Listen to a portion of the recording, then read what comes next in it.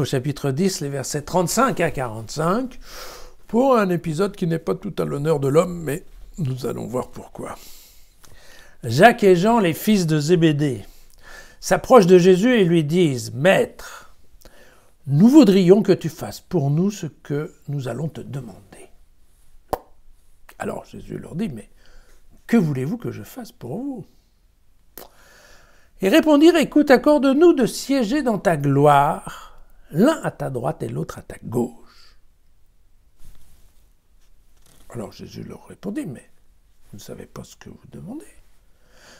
Pouvez-vous boire la coupe que je vais boire ou être baptisé du baptême dont je vais être baptisé ?» Ils répondirent aussi sec « Nous pouvons, nous pouvons. » Alors Jésus leur dit « La coupe que je vais boire, vous la boirez. Et du baptême dont je vais être baptisé, vous serez baptisés. Quant à siéger à ma droite et à ma gauche, il ne m'appartient pas de l'accorder, ce sera donné à ceux pour qui cela est préparé. » Les 10 autres qui avaient entendu se mirent à s'indigner contre Jacques et Jean. Alors Jésus les appela et il leur dit « Vous le savez, ceux qu'on regarde comme les chefs des nations les tiennent sous leur pouvoir et les grands sous leur domination. Il n'en est pas ainsi parmi vous. Au contraire, si quelqu'un veut être grand parmi vous, qu'il soit votre serviteur. Et si quelqu'un veut être le premier parmi vous, qu'il soit l'esclave de tous. Car le Fils de l'homme est venu non pour être servi, mais pour servir et donner sa vie en rançon pour la multitude. »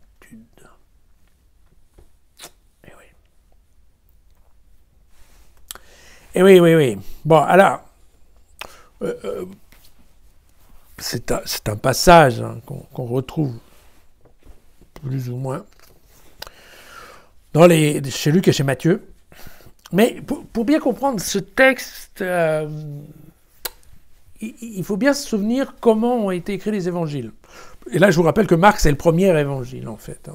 Et en fait, ce qui se passe, c'est que voilà, les gens qui ont vécu au temps de Jésus, ou juste après, en fait, qu'est-ce qu'ils ont fait? Ils ont pris note d'un certain nombre de mots, de phrases qui ont été prononcés par Jésus. Voilà. Ce qu'on appelle, techniquement parlant, des logions. C'est des paquets de mots. Voilà. Et là, typiquement, voilà. Le Fils de l'homme est venu pour être servi, non pour être servi, mais pour servir. Voilà. Ça, c'est un logion. C'est-à-dire qu'effectivement, ils ont récupéré tout ça. Quantité assez impressionnante de petites phrases, de petits mots, de petites choses qui ont été dites par Jésus. Alors, qu'est-ce qui se passe? En fait, quand ils écrivent leur évangile, alors il y a plusieurs choses dans les évangiles, mais effectivement, quand il y a une action, quelque chose qui se passe, alors là, il y a une histoire à raconter, et très souvent, on sait quelles sont les phrases qui ont été dites, prononcées à cette occasion-là, mais pas toujours. Et donc, en fait, la construction va être de dire, à partir d'une histoire, à partir d'un événement, à partir de quelque chose qu'on veut compter, eh bien, on va choisir des logions en disant, voilà, Jésus a dit ça, il s'est passé ça, et je pense que Jésus a dit ça, en fait. C'est comme un puzzle, hein, un morceau de Lego, voilà, où on vient chercher, on dit, voilà. Et donc, c'est comme ça qu'ils ont travaillé.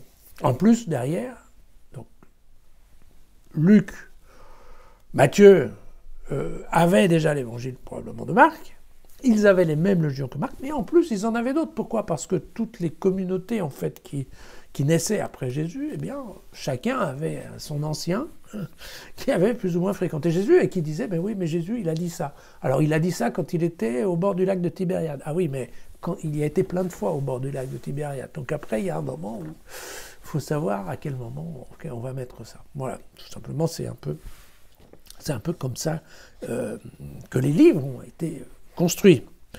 Alors, c'est ce qui fait que des fois, les trois évangiles peuvent ne pas correspondre tout à fait parce que chacun des évangélistes a pu choisir un logion, donc une phrase particulière de Jésus, et la mettre dans un endroit où l'autre a pensé que ça allait dans un autre. Voilà, tout simplement. Ce qui n'enlève rien à l'histoire complète, mais comme je vous l'ai souvent dit, dans les évangiles, il ne faut pas aller trop dans le détail de l'histoire parce que on n'est quand même pas sûr. Et surtout, on n'est jamais très sûr, non, on est sûr à peu près de ce qu'a dit Jésus, mais on n'est pas sûr de quand et où il l'a dit. Donc, faut quand même faire un peu attention. Alors, concernant ce texte aussi, il est important de le remettre dans son contexte. Et son contexte, c'est quoi? C'est qu'on est juste après la troisième annonce par Jésus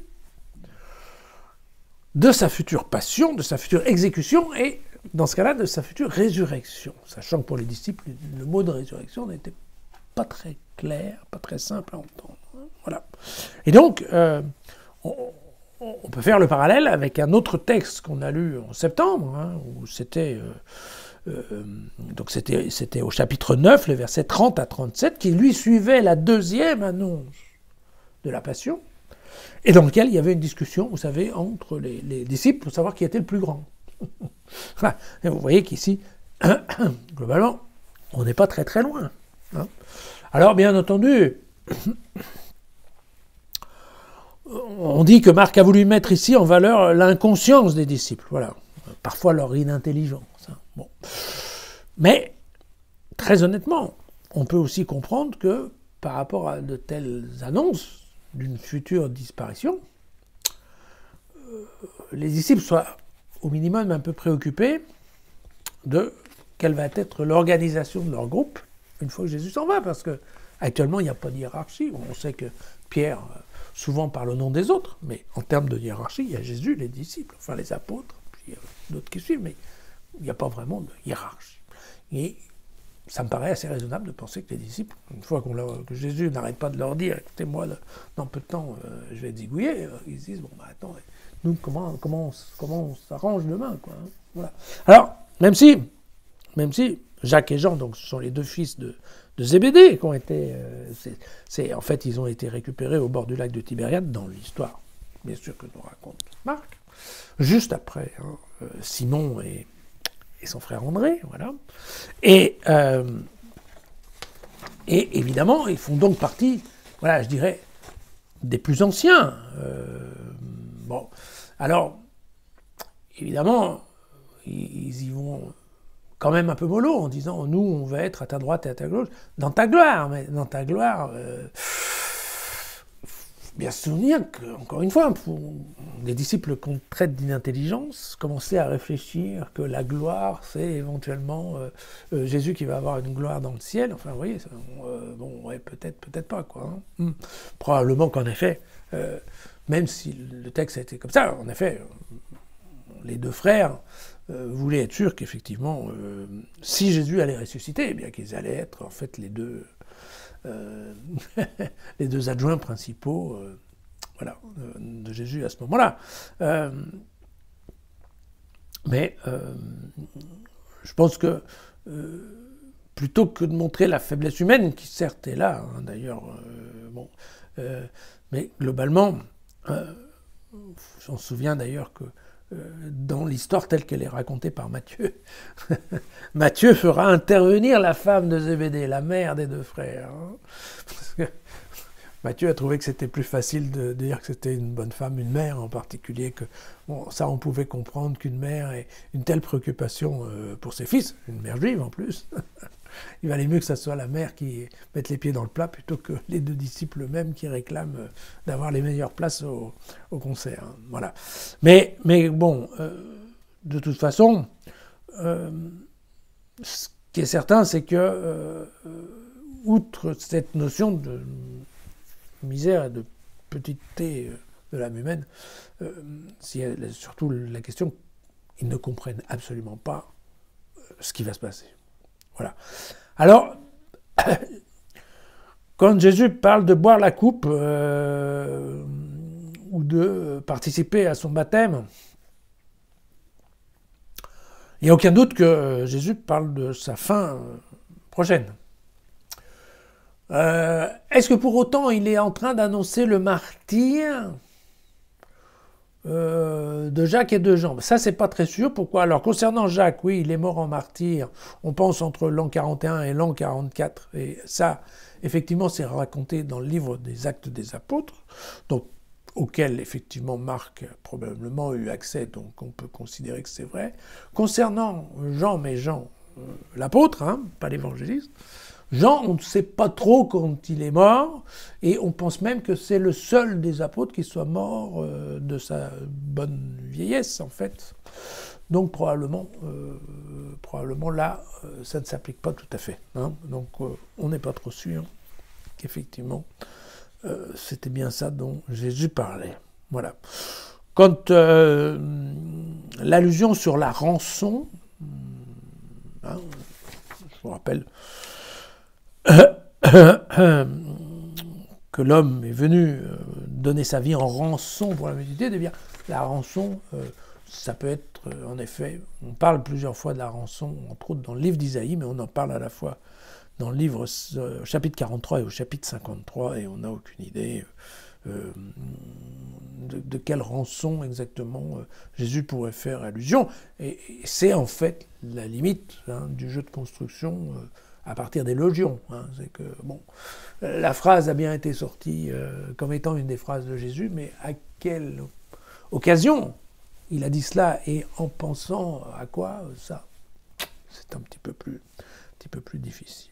Voilà. Ce qui est certain, c'est que ce n'est pas la première fois que Marc met en valeur, en effet, l'opposition du fonctionnement de la société civile et de la société chrétienne. Hein. Voilà. Ça, c'est clairement dit. On se souvient d'ailleurs que le service comme base du fonctionnement, base de la hiérarchie, bien, Marc nous en avait déjà largement parlé au chapitre 9. Voilà. Pour moi, dans ce texte, il y a aussi une petite remarque qui est quand même bonne à entendre. Hein. Quant à CJ, à ma droite et à ma gauche, il ne m'appartient pas de l'accorder, ce sera donné à ceux pour qui cela est préparé. Qu'est-ce que Jésus nous dit? Jésus nous dit, attention, qui décide, c'est le Père. Et ça, je pense que c'est un point qui n'est pas neutre dans cet évangile. Hein. D'accord? Pourquoi? Parce que c'est tout le schéma, en fait.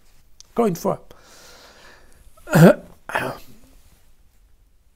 pendant des années et des années, le peuple juif, les hommes en général, l'humanité, a essayé de chercher de trouver Dieu.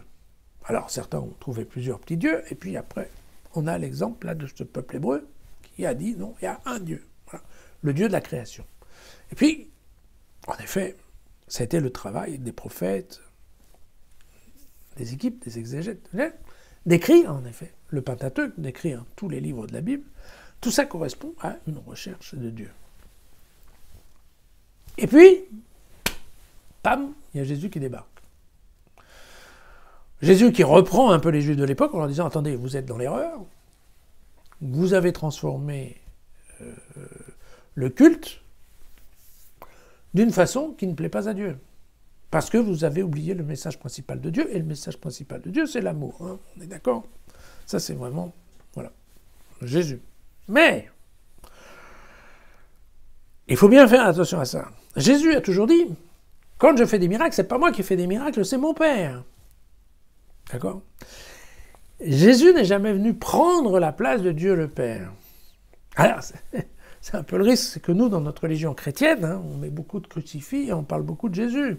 Hein, et on dit qu'il faut prier à Jésus. Mais dans les évangiles, c'est très clair. Vous pouvez, chez Jean en particulier, Jean que j'aime bien, vous savez, Jésus est le point de passage obligé pour arriver à Dieu. Mais ce n'est qu'un point de passage, ce n'est pas Dieu. Attention, il ne faut pas qu'on tombe dans le truc, on va prier Jésus et Jésus va faire ceci, Jésus va faire cela. Non, qui fait, c'est Dieu. Et c'est Dieu le Père. Voilà. Et là, c'est bien clair, hein. Jésus leur dit, attendez, c'est pas moi qui vais décider qui est à ma droite, qui est à ma gauche. Pourquoi? Parce que si cette histoire de, oui, être dans ta gloire, ça veut rien dire. Et donc, c'est Dieu qui va décider. C'est mon Père. C'est pas moi. Voilà. Je pense que ça, c'est un des points. C'est un des points qui est intéressant dans cet évangile.